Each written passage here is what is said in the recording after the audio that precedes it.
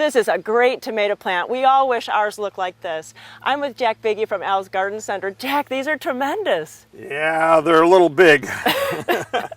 And you have some fruit growing, which is great. You know, this time of year, you really want to see fruit production. You grow tomatoes a little bit different than a lot of us. Can you kind of tell us about it?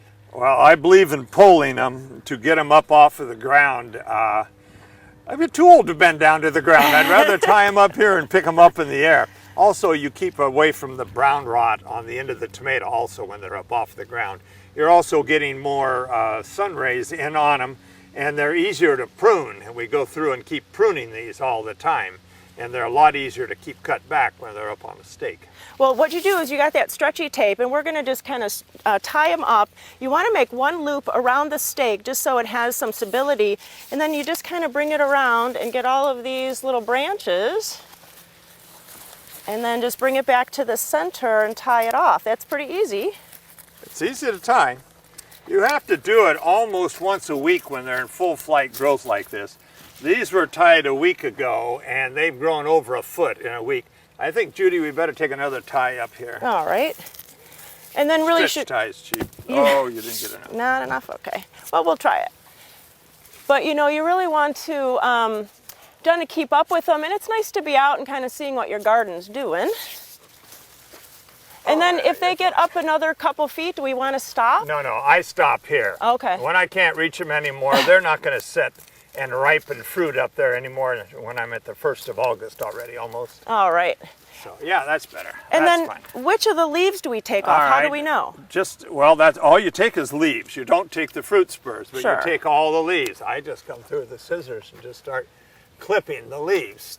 Stay away from the fruit spur. This is a fruit spur. Right. But all of these leaves, there's way too much foliage on here. We don't need the foliage anymore this time of the year. Well, you want production to go to fruit and flowers. Well, you want sun to get into the fruit, Oh, okay. yes. That's what we're after, is getting the sun in there, because we don't have a multitude of sun here in Oregon. And so we would like to get in as much as we can to the fruit. Jack, we have some products here that we brought to kind of get people some tips on what to do in the springtime to get them to this point. And so I brought some season starter, Walls of Water. Walls of Water are excellent. For if you put them out in March, they'll protect. Even April, they're fine. The sun heats up the water in the walls and it transfers it down to the soil. It really gives you a head start on them. And I've seen people that leave these on when they get big, just to kind of keep that extra heat on at night. Yes, but if you take them off, you can use them again next year. They're good for 3 or 4. They're not inexpensive. Right. So you can use them 3 or 4 times. And what about this red plastic? We have some red plastic mulch and then like a little greenhouse here. Right. I have a friend that uses that red greenhouse down on the coast, and he absolutely swears by him. He says he can stand there and watch them grow inside of that red, and he does. Right on the Oregon coast, he gets fruit very early, and he swears it's because of those red houses he puts over them. And it's something about the light reflecting the red, and it kind of spurs the red fruit on, and it's a little bit of science, but I think it's pretty cool to try. It is very cool. Yes. Now, what about soil preparation, fertilizer, lime? I go in and put about a half a cup of garden tone and mix it in the soil when I'm planting it. Half a cup of garden lime also, and that garden lime helps with the brown in rot on them. Doesn't cure it completely, but certainly reduces it a lot.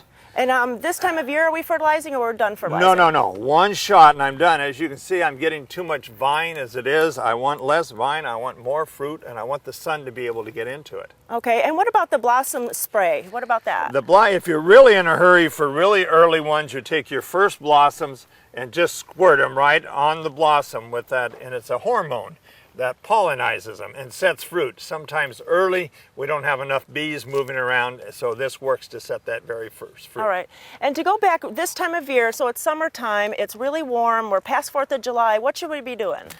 Well, you should quit watering if you're planting in the ground. Okay. These have not been watered since the 4th of July.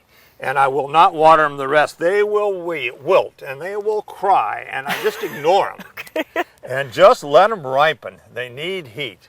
They're originated out of Mexico, so they're a hot, dry plant. So I quit watering the 4th of July. Actually, I probably only watered them once or twice this year. I had a drip tube in here, when the potatoes got watered, they got watered. Otherwise, they wouldn't have gotten watered. Jack, what about watering in a container though? Of course, if they are in a container, you have to keep them watered.